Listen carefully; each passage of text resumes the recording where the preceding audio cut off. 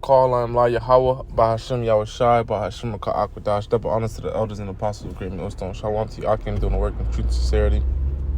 Lord, when this lesson is edifying, I pray that it is straight to the point. Inspiration to do this lesson from the Lord. Secondly, from this post I seen on social media, the title of this lesson is going to be the elephant in the room. Pretty much, what's evident, because that's what the scripture tells us to do. The scripture tells us to pretty much be focused on what's going on, pretty much being aware of the signs of the times, keeping watch, knowing that the Lord is coming like a thief in the night, not being unaware of certain things, speaking about us being circumspect, sober. Let me get a few of these scriptures, like I said, the inspiration was from this post, and one of the major elephants in the room is what's going on with these Muslim serving countries. These Muslim serving countries are being forsaken by their false god, which is not real, So their ideologies, their imaginations are being broke asunder because they're being forsaken. So they're being revealed to them that their God doesn't exist and doesn't love them. Because if he did, he'd have mercy on them. Because that's not the prophecies their God gave them. Their God told them that they're going to be fine, supposedly. I want to get Revelation 19:1 real quick. Just to back up, just pretty much being circumspect. Or 19:10, Revelation 19:10, I fell at his feet to worship him. He said unto me, see, thou do it not. I and thy fellow servant of thy brethren that have the testimony of Yahushua worship the Most High, for the testimony of Yahushua is the spirit of prophecy. So we focus on what's going on, kingdom against kingdoms. We're going to get that. And that's what's going on. We see uproars. We see families in diverse places. We see governments against governments.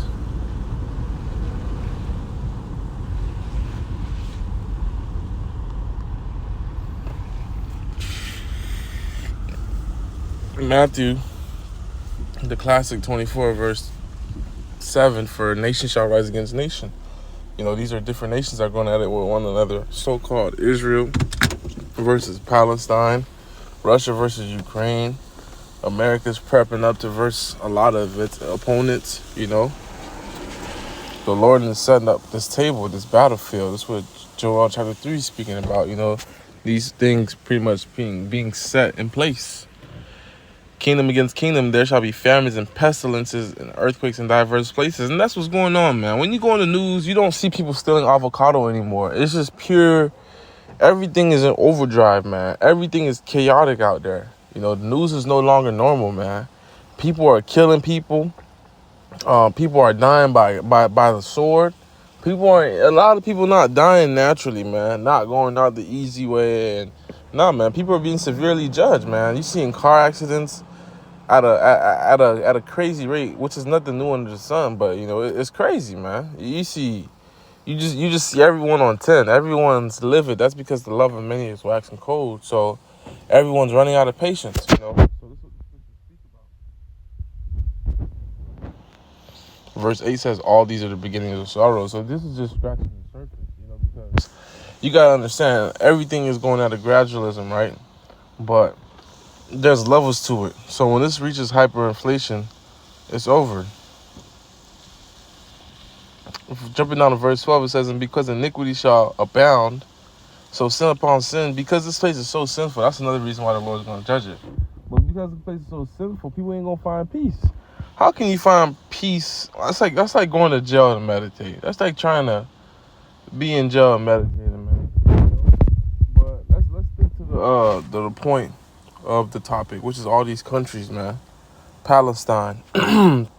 Let's go on Google and see Palestine's main religion. Palestine's most dominant religion is Muslim, 98% Muslim. Lebanon. These are all Middle Eastern countries, if you're familiar with the map, with topography.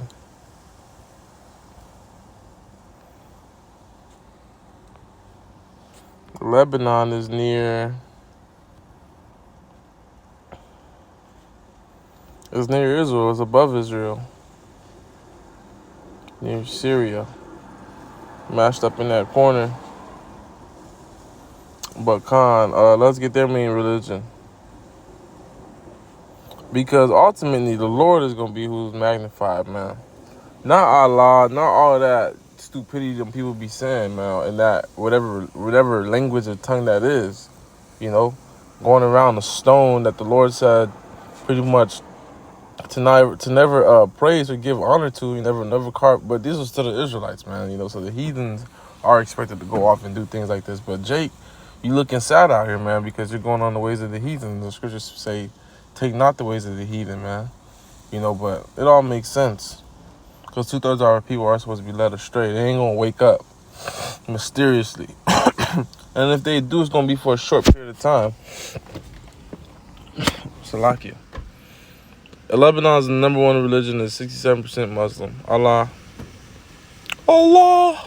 And people dead, man. And I'm scoffing at them.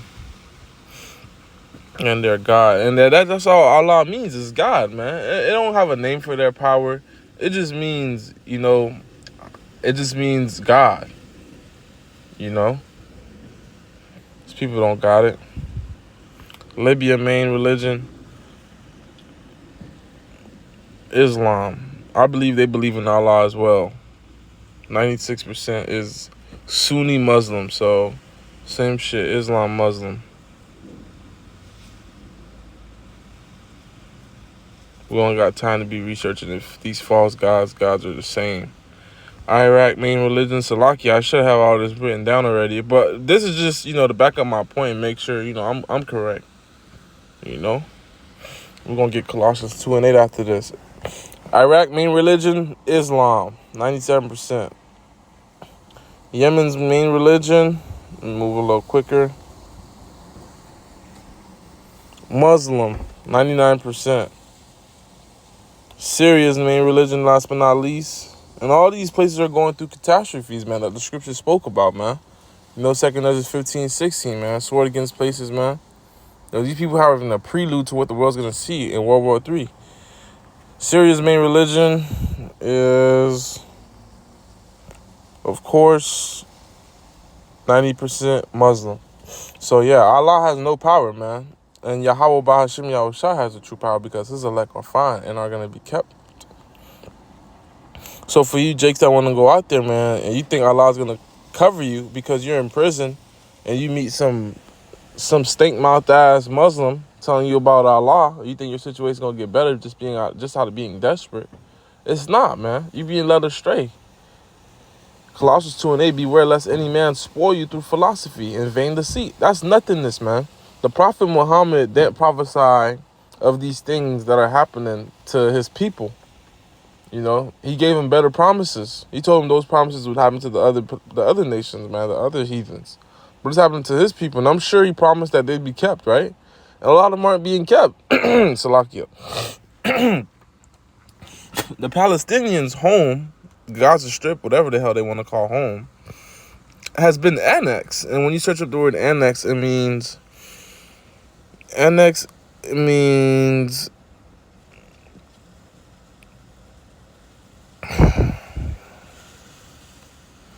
bear with me, Babu Gashar.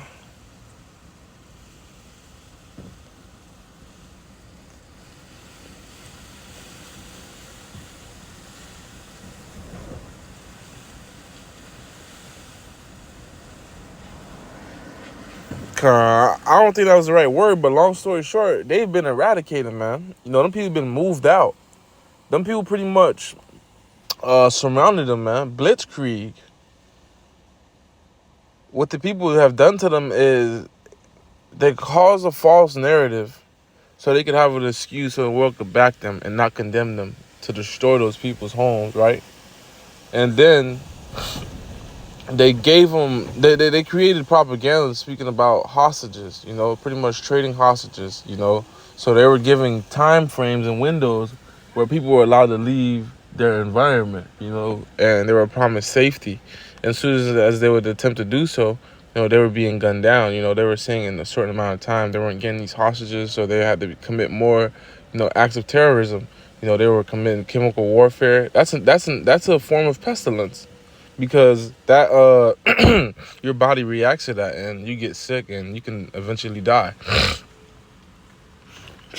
And then they gave them like a day or so. I'm not sure what was the time frame, but pretty much everyone that was left and that wanted to be that wanted to leave safely. I forgot what country allowed them to come.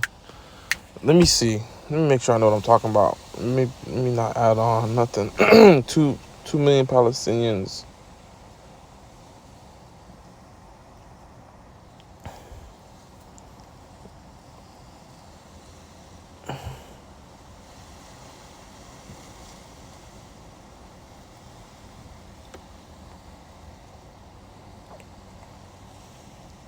Bear with me, Abdul.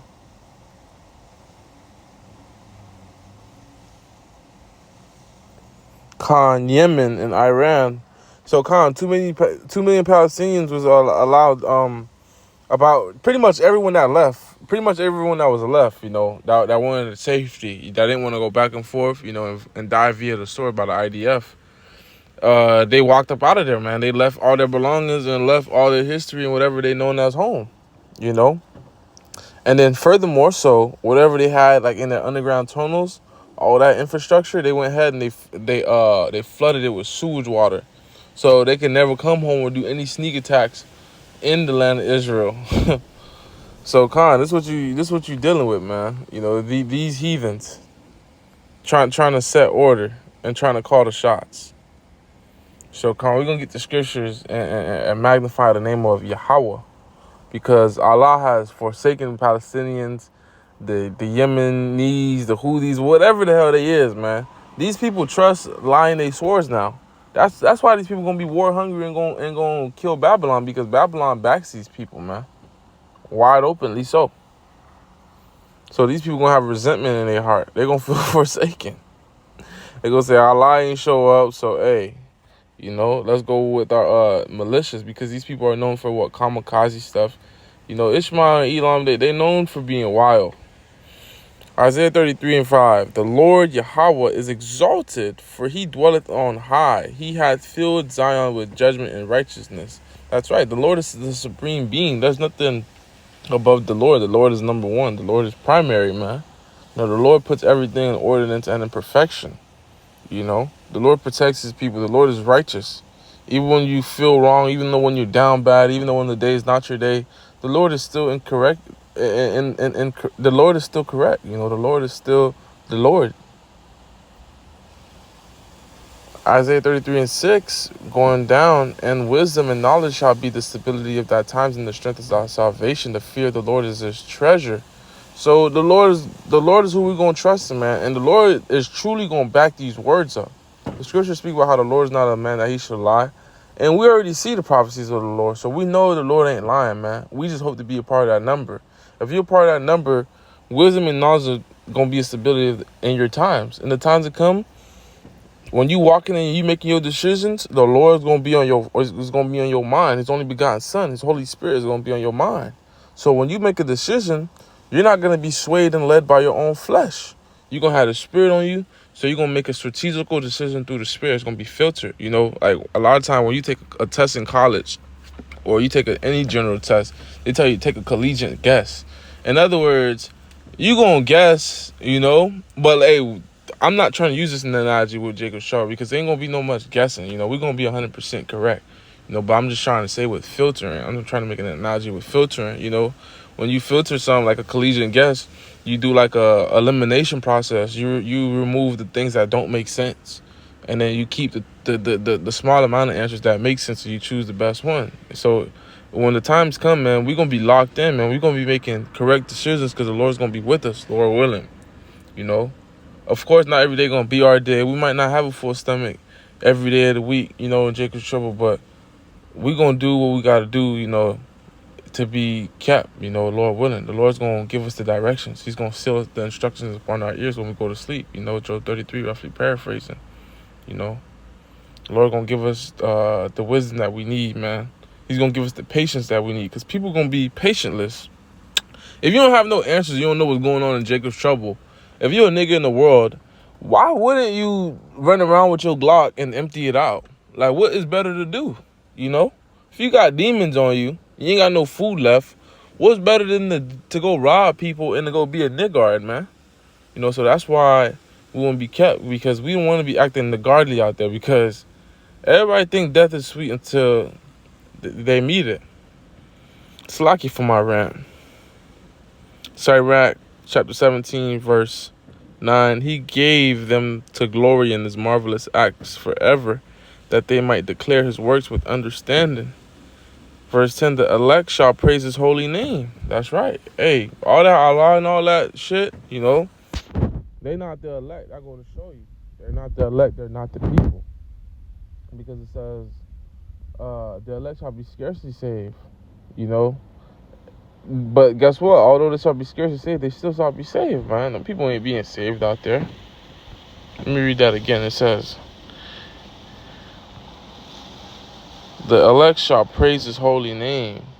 That's right, man. Yahweh Ba'ashem Yahweh Shai. The hopeful elect is going to praise the Heavenly Father's name. They're not just going to say God. They're not just going to say power. They're not just going to say high position. Only the elect have his name and have the confidence to glory and magnify his name without fear, because we know the Lord is his name is a strong tower, man. The righteous run into it and are safe. So, you know, we're going to be good. Lord willing.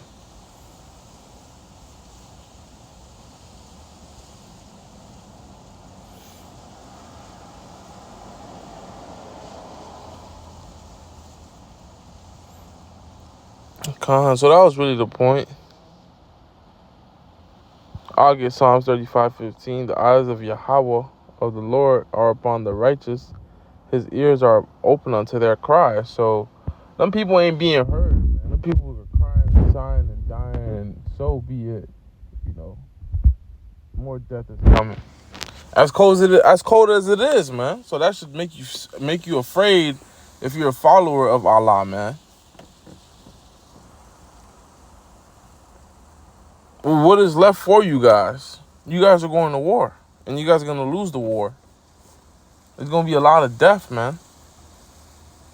There's not going to be no last man standing in World War III. Whoever's left is going in chains, you know. But everybody on the battlefield got to go. Every bullet is going to be wasted, man. But with that, shalom.